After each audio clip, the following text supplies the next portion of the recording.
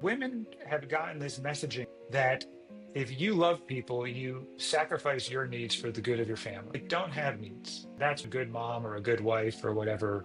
And that's the beginning of dehumanizing the other person, and which is then the beginning of allowing violence to happen, whether it's emotional or physical or both. We're not taught to think about what's going on inside of us. We're taught to do what other people think is right. What's going to make our parents happy? What's going to make our teachers give us good grades? What's going to make our bosses pay us more? Clients that we'd work with that would get, late stage cancer. And the ones that always had like these miraculous changes in turn, these are the ones that really changed their lives. They would leave their jobs or an unhappy relationship, or they would change their jobs to something they've always wanted to do. If you're not willing to make changes, I hope you're really okay with the status quo.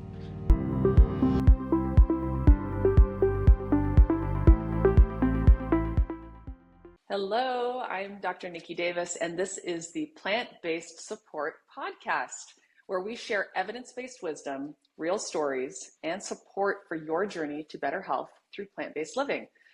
Now, I actually started as an engineer on the space shuttle program before making a big change in my own health and career by moving to a plant-based diet. And now I'm a lifestyle medicine physician helping patients all over the world through lifestyletelemedicine.com. Today, I get to chat with Dr. Matthew Lederman. Now, he's an internal medicine doctor and a leader in whole person healthcare, someone who really focuses on the importance of connection, compassion, and lifestyle. But before we dive in, let's take a quick learning moment. Now, one thing I love about Dr. Lederman's work is how much he emphasizes the role of human connection. Research shows that strong, supportive relationships are just as important for our health as what we eat or how much we exercise. They lower stress, strengthen immunity, and even help prevent chronic disease. So when we talk about healing, it's not just about food, it's about community and connection too. So today I am so excited to welcome Dr. Matthew Lederman. Thank you so much for being with us today. Thank you for having me. I appreciate it. Yeah, It's great to be absolutely. here. All right. Well, so the way I like to get started is, because people are going to be listening to this and maybe they aren't aware of you and kind of what you've done. So why don't we start with the basics of just who are you and how did you get to this point in your life to what you are doing today? Yeah, thanks. I'm an internal medicine physician by training, and then got into nutrition and lifestyle medicine. Had a concierge clinic where we helped people make diet and lifestyle change to reverse chronic disease. We did that in Los Angeles for a while, and then got connected with Brian Wendell to do the Forks Over Knives documentary, and saw patients for that film and helped them reverse disease to document that in the film. And then uh, from there got into working with Whole Foods Market and helping them open up medical centers that treated patients with this more comprehensive approach, health coaching and just whole person wellness, trying to prevent disease and give them really good, um, uh, high value medical care the Western medicine is great when used appropriately, and then couple with that good nutrition and lifestyle medicine to really help people heal. And we did that for about 10 years, and then went back out and really started embracing the impact of connection on health. And I had that an experience personally where connection helped me treat chronic back pain that I couldn't heal otherwise. And there's now data that supports why that worked. But at the time, there were some guys that were doing that, and there were some books about it, but I thought it was crazy. But now that the science is really coming out more and more, supporting how connection is impacting your health, that's really where we put a lot of our energy. And I got certified in nonviolent communication, which was a 4-year program. For me, it was harder than going to medical school to try and master that work, and it's still an Wow. ongoing challenge. But that's where I spend so much time now. Is Alona does a lot of my wife, who's also a physician, and we work together have a virtual health and wellness program, and she does a lot of women's health and connection, and particularly for people who want to know what to do, but they're having a hard time doing it. Everybody knows what to eat to be healthier, or a lot of people do, but they have a hard time making those changes. So she works with them. And then I started moving into really focusing on connection. I work with a lot of couples and parents and helping people enhance connection because I see the impact that has on not only their well being, but their health. And that's been a majority of my focus now. But we still do the diet. And people think, why did you switch? We didn't switch, we added. So the nutrition is a foundational piece. And we don't think you can achieve optimum health and wellness without having your nutrition and optimized. But there's a lot of people that do the diet and they leave the connection off the table and they're missing out on a lot. Yeah, so it sounds like this connection piece is really just, one of those six pillars of lifestyle medicine, the social connectedness and positive psychology. So do you work with people on both of those aspects, or is it mainly the, establishing healthy relationships and having those deep relationships? I think of it a little bit differently than social connection and positive psychology. I think what uh, it's bigger than that for me. It's about being able to connect to what you're feeling and what you're needing and share that with other people in a way that brings you closer together. It's particularly now where there's so much hate. It's how do we shift how we think and how we perceive what's happening in the world around us so that we can transform that and come closer to people and communicate in a way that brings us closer, even when people are doing things that we hate. So when there's suppression in your body, when you feel angry, but you don't share it because you're worried it's going to cause a mess, when you have needs, but you don't share them because either you haven't learned how to connect to your needs or you're worried that people aren't going to care about them or they're going to get defensive or upset when you share your needs, all of that suppression actually triggers the inflammatory response. It causes different pathways. There's something called the cell danger response. There's something called the conserved transcriptional response to adversity, which is how your immune system responds. But there's people, I'm not sure if they've heard of polyvagal theory, but all of this describes when you suppress or tell your body that it's unsafe to share something, it's unsafe to say something, it's unsafe to be who you are, all of that triggers all of these pathways that increase things like cancer spread, inflammation, decrease our ability to fight viruses, um, cause our gut to shut down, affect our reproductive abilities. I mean, it's really fascinating how all of this is impacted. And to me, it's not just about being around more people, although that is helpful. It's about how do I show up around those people and how do I receive what those people say, even if they use words that trigger me? Can I transform and translate that so that I can get closer to them instead of pulling away and hating them? So fascinating. I'm wondering about this in a way of, what is kind of natural human behavior, and is this something that comes naturally to some, and is maybe more difficult for others? Is it something that needs to be learned and practiced to get good at? What do you think?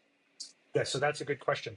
This is our natural way of being with people until we become socialized and educated to do it differently. And I think we are from when we're babies, we're very authentic. We cry when we're hungry, we cry when we need to be changed, and when we get food, we stop crying. We don't get angry and say, "Can you believe that mother isn't feeding me?" And you just cry and then she feeds you and you're happy and you're content. We communicate authentically and we don't take it personally until we get old enough to start distorting what happens in an effort to try and protect ourselves. So we meet needs for protection by judging other people. And a lot of people are then taught that they can express their unmet needs through judgment of what other people are doing wrong. So, for example, if my need isn't being met, instead of telling you about that, I'm going to tell you what you're doing wrong or what's wrong with you. So I'll say that person talks too much instead of saying, I'm really wanting to be heard. And that's the beginning of dehumanizing the other person, which is then the beginning of allowing violence to happen, whether it's emotional or physical or both. So what we do is you have to retrain the body, you have to retrain the brain. I mean, think about this. We're not taught to think about what's going on inside of us. We're taught to do what other people think is right. What's going to make our parents happy? What's going to make our teachers give us good grades? What's going to make our bosses pay us more? So it's all about external versus what aligns with my values. And what my values are what keep me kind and caring and connected because I value those things. And then I'm going to have my behaviors ideally align with those values. So we're learning how to focus on what other people want from us, and we're also learning how to judge other people when they're not doing something we like, which begins the dehumanization and the objectification of other people, which then leads us down a very dangerous road. So that's the challenge right now: is how do we stop dehumanizing people so that we can stay in connection with them? And never did we need this more than we need right now. Right. Yeah. And that, of course, I'm sure social media and just, living online these days. I mean, most of us are connecting with other people, not in person, but, through media and things like that. So, uh, boy, I mean, that seems like such a difficult topic to deal with. Is there anything that you recommend to people that has to do with that specifically? Yeah. Of, because I imagine that definitely plays a Yeah. part, that So it's dehumanizing. it's very hard to change how other people show up. A lot of times, in fact, when we try to, if we think what someone else is doing and our goal is to get them to stop doing it, violence looks like a really good option. But if we think about sort of what's going on inside of us and how we show up, that affects how the other person shows up. So if you get angry at me and I'm able to stay curious and open and not take it personally or hear blame, all of a sudden now my system doesn't go into threat physiology, which is the pro-inflammatory state. And I'm able to not only help you be heard, which is really what your goal is when you get angry at me, and then we stay in connection. So not only does it improve just well-being, it actually helps both of our nervous systems to prevent going into pro-inflammatory states. So that's where the language of nonviolent communication gives us the tools to do that. So when you get angry and you say, "Hey, Matt, I told you to, be at this podcast at, 3 o'clock and you weren't here till 3:15, and that's really disrespectful." That's not actually what happened, by the way. I'm just using it as an example. But do you see how I could be like, "Oh my God, she thinks I'm this bad person." And then I get defensive and I say, "I'm not this bad guy. I'm not inconsiderate." And then I attack you back. I'm like, "You're being mean." And now my nervous system is in threat physiology, which is pro-inflammatory. Yours is in threat physiology, which is pro-inflammatory. And we don't feel very happy. We don't feel very good right now. We don't have a state of inner peace. Or if you say, "Matt, you know what? You were supposed to be here at 3:15 or 3 o'clock, and it's 3:15. That's disrespectful." I can choose to shift what I hear, and then I can empathize, and I can say, "Ah, Niki, I'm hearing that you really are needing more respect and consideration. And you were really hoping I would show up on at this time that I agreed to. So maybe you're wanting some integrity around agreements. And you're feeling really frustrated about what happened." That makes sense, especially if you're thinking that I don't care about why, I just show up whenever I want. I get it. I get why you're angry, Niki. And you're like, "Yeah." Now watch how hard it is to stay angry when I do that. Right. And then I can say, "Hey, Niki, I get why you're angry. Is it okay if I share what happened?" So that you can see it differently and that it's not that I don't care about you. And you're going to say, "Okay." And I'm going to say, "What happened? I fell down the steps and I have an ice bag on my knee right now. And it really hurts, but I got here as soon as I could. And I really do wish I was able to get on time because I value keeping agreements too, Niki." And you're going to say, "Oh." And now all of a sudden you're coming at it with care. Your nervous system goes into a parasympathetic tone. It's anti-inflammatory. It supports digestion. It supports reproduction. It supports blood flow to the parts of our brain that allow us to connect. It does all these wonderful things. And all that had to happen was I had to show up and hear you differently. Do you see how that works? Yeah, that makes sense. Okay, so, and it sounds like, oh, that's just being nice.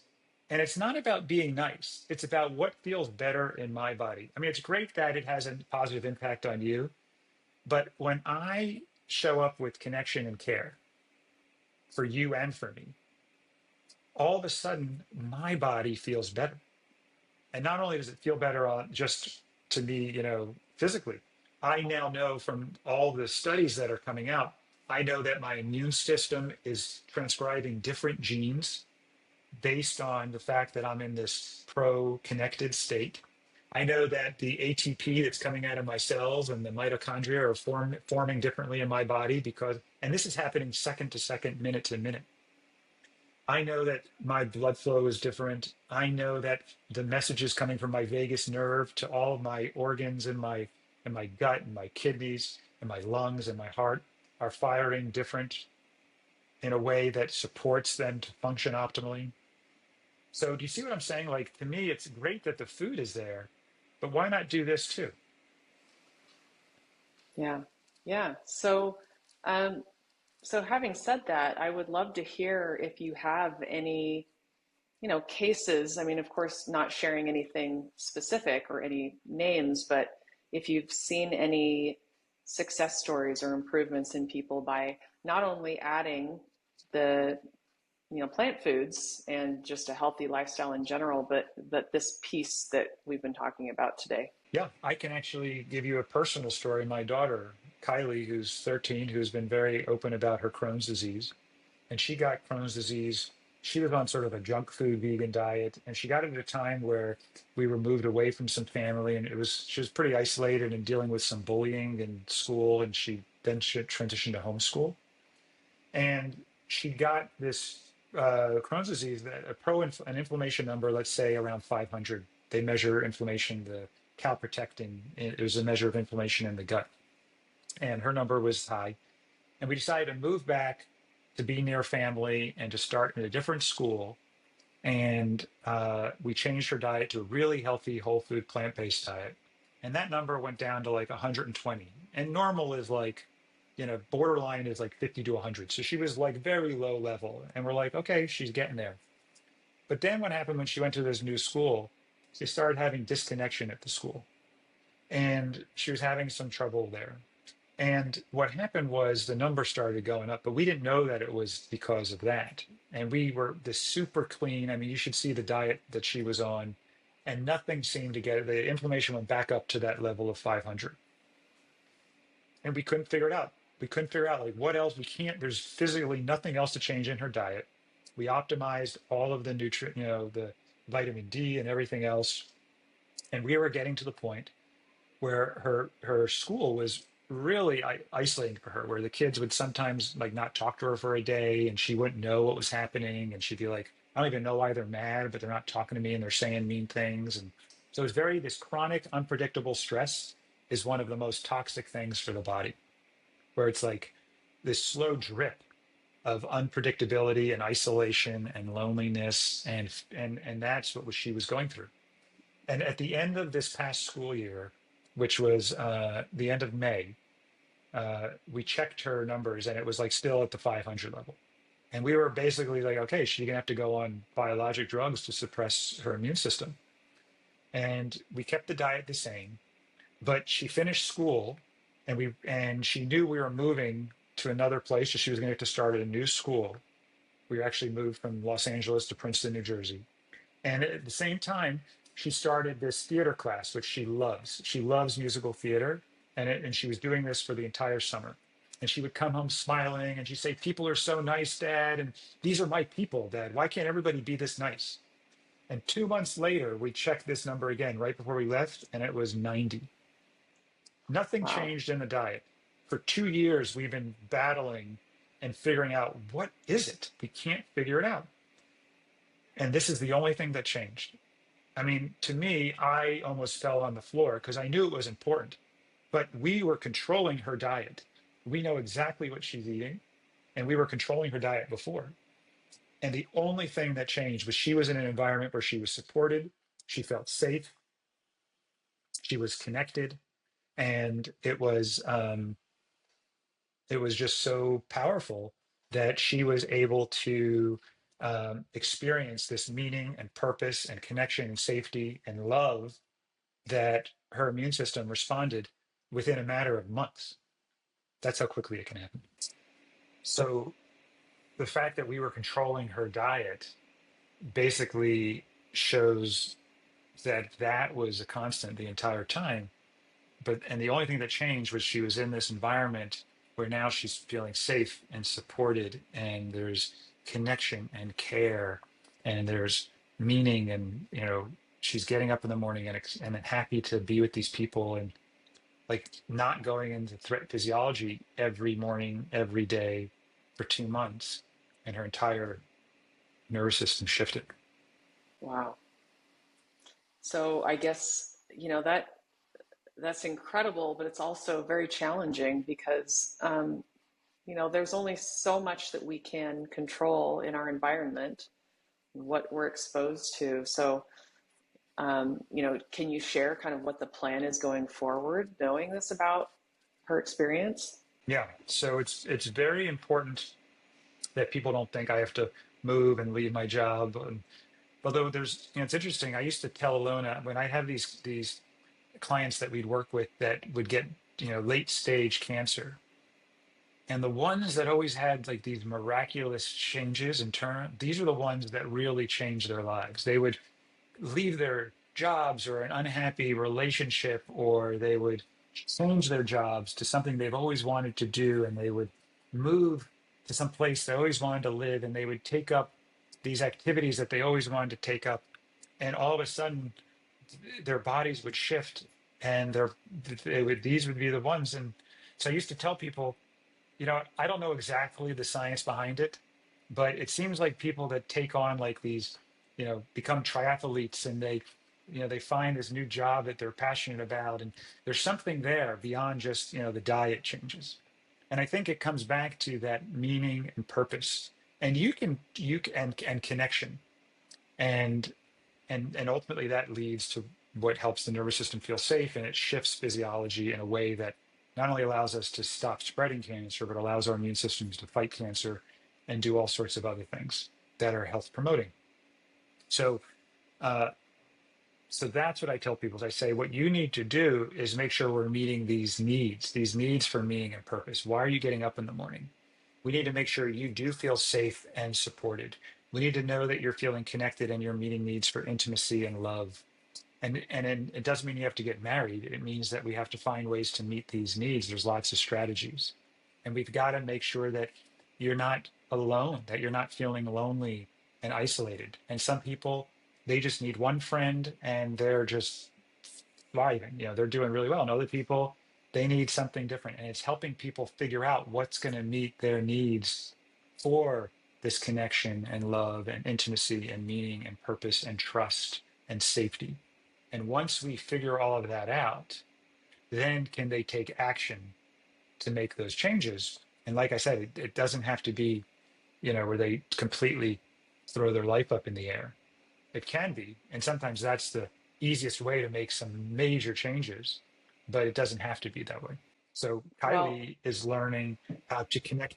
Kylie's learning how to connect differently with people, and Kylie's learning how to pick friends that are different. And we moved to a place, that seems to be more supportive of, anti-bullying, and more supportive of inclusion. And Kylie's also growing and learning, and she knows how she showed up in these places. It always takes two, and she's like, "Hey, there's things I could have done differently too, Dad, and I'm going to really make sure that I do my best to do those things differently."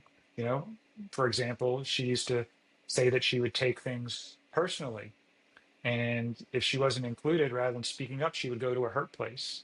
And then that would cause her to feel offended. And maybe she would have anger or resentment to the other person, which would cause them to step back from her. And then it could snowball. So it's like, hey, how quickly can we, instead of going to a hurt place, can we see somebody's good intentions and then try to reconnect with them? And then practice those skills with her, not only at school, but at home. And that's what we've done. And we'll see. And, every day a journey. And like I said, we're in a new place, so she gets to try again and start over. And the same thing with me. I moved out here. I was not very aggressive at trying to build community when I was in Los Angeles. And I said, this is my most important need right now. And when I came out here, I said, I'm going to do, because once you're clear on your needs, then you can take action to meet them. And a lot of people aren't clear what their needs are. So all of a sudden, now it's like a completely different experience. And, it's just because I was so crystal clear. And, there's some other little things, but I think being clear on your needs is the key. Yeah, and I think it seems to be difficult for most people to make some of these changes, even if they are small changes. Like you mentioned, it doesn't need to be big, huge changes, although I tend to be that kind of a person. I make big changes in life. But it's hard to make those changes. I think people kind of get set and they worry that by making changes in their life that it could affect other things, and then maybe it's not. They have fear about the future.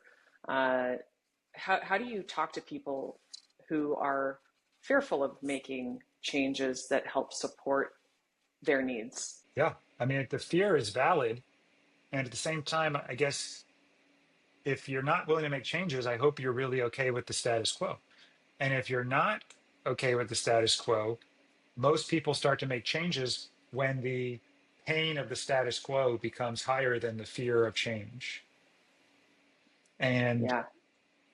for some people, that takes a little time. So it doesn't mean they're going to be able to change overnight, but some people I talk to and they're thinking about change, and they're wrapping their head around it, and there's some clients I work with that are like, I know that they need to leave that job. I'm just as sure as I'm sitting here. But sometimes they take 6 months for that to unfold and for their nervous systems to be able to do that. And if they left early, before they were ready, that would be jolting to their nervous system. So I don't think there's a one size fits all. I'm teaching people to connect. And even that process of just connecting to the fact that I don't like my job and I do want to move, all of a sudden that shifts because you're not suppressing that anymore when you go into a job that you hate and telling yourself you have to go there. So just connecting to the fact that you are going to leave, but you're not ready, or you're too scared right now, there's too much fear, I'm not ready. That actually starts to shift your body anyway. So it doesn't mean we have to cause these huge upheaval in people's lives. What's more important is that they start to self-connect and to connect to what their needs are and start taking action, which may just be contemplation at first, but to start taking action, to start meeting their needs and at least identifying them, even if they can't meet them in the moment. I really love that, because I think we talk a lot, especially about, as physicians, we talk about kind of these stages of change, and talking about that there's this contemplative stage. And the way that I've always viewed it is that you have to go through these stages before you get to the point where you can make that change that's going to benefit you, but not really realizing that just that initial moment of that contemplation, you start to get benefit. I think that's really fascinating. Yes, in fact, a lot of people, what they really want in this world, when you get down to all the things that they want, like I want to get a house, I want to get a job, I want to retire, you really want to feel satisfied and fulfilled in your life, and you want to experience inner peace. And if I can feel fulfilled and peaceful, life is pretty amazing. And what we find is that when people connect to their needs, even if they can't meet them, they start to experience peace. And so many people are not able to connect to their needs. This is actually, I'm stereotyping or I'm generalizing here, but a lot of women, and this is what majority of the work that my wife, that Alona, does, is that women have gotten this messaging from, at least in our culture, that if you love people, you sacrifice your needs for the good of your family. Like, don't have needs.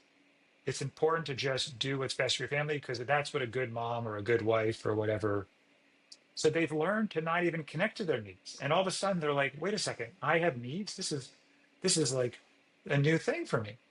And then to be able to meet them and to feel what it feels like in their bodies when they can meet these needs all of a sudden, it's fantastic. And then what's interesting is the fear, they were worried about the impact. the family starts to, especially when they start to do it with care, the family starts to embrace that new person that's full of life. They're alive again. So it actually ripples into amazing things for the entire family, but it's very scary because there's this messaging that somehow you know, gets into the system that is really harmful. I have learned a lot today, and I just think that this conversation is so important, and I don't hear enough of this, I think, out there. You know, I certainly, being in this plant-based bubble, we talk a lot about the food, and of course, the huge benefit to transitioning from a standard American diet to a plant-based diet, absolutely. But it's really interesting to see these additional important aspects of a healthy, happy life. And so I do really appreciate you sharing your expertise and talking with us about not only what you do, but also some personal stories about how you've seen it work and benefit your own family. So I really appreciate you being here today. Oh, yeah. Thank you for having me. And thank you for your openness. If we could just have more doctors be open to the power of connection on health. And when people are struggling with chronic pain and chronic fatigue and trouble sleeping and things like fibromyalgia and gut issues that don't get better and autoimmune diseases that don't get better, you know, all of a sudden I would love for them to start thinking about these type of things that they may have overlooked when they're just focusing on exercise and medicine and nutrition. And if people want to learn more about this, we're happy to help medical providers. We're happy to help anybody because it's so important that this gets out there. And I can tell that, you know, you can find us if you go to We Be Together, so WEBE together.com. You can find a lot of the work that we do there. We have a calming device that we created that helps people turn on, you know, parasympathetic activity through breathing and gamifying that for children. We have our Substack where we talk about this regularly. Right now it's connectiondocs.com. So connectiondocs, DOCS.com. And you can read, there's a lot of free content there. And then our podcast where we talk all about bringing connection into the family. Currently, it's called weebyparents.com, and they can get information about that. And we do private coaching, where it's, again, connectiondocs.com. So lots of ways to get this information, and we're happy to help people in any way that we can. So thank you, Niki. I appreciate it. Fabulous. Thank you so much. All right. Well, for those of you who are listening, we would love for you to join our growing community at plantbasedsupport.org. You can attend our in-person events or virtual events. And if you loved the show today, help us grow at plantbasedsupport.org. You can donate. Every donation does help support more people like you on their journey to health. And in addition to plantbasedsupport.org, you can find us on YouTube, Instagram, Facebook, TikTok, LinkedIn. So please find us there. And thank you again for your time today, Dr. Lederman. Until next time, I'm Dr. Niki Davis with the Plant-Based Support Podcast. That's it for today's episode of the Plant-Based Support Podcast. We're here to remind you that change doesn't happen overnight, but every step, every choice, and every meal brings you closer to the health and life you deserve. At Plant-Based Support, we believe no one should walk this journey alone. Knowledge matters, but so does encouragement, accountability, and community. If today's conversation inspired you, share it with someone who needs a little hope. Together, we can create a ripple of change that touches families, communities, and future generations. Want more resources or to connect with our team? Visit www.plantbasedsupport.org for articles, guides, and community support. Or reach out anytime at connect@plantbasedsupport.org. And if you're enjoying the podcast, leave us a review on Apple Podcasts or Spotify. It helps more people discover this message of possibility and healing. Thank you for listening, for learning, and for choosing progress over perfection. This is Plant-Based Support, where plants heal, hope grows, and community carries us forward.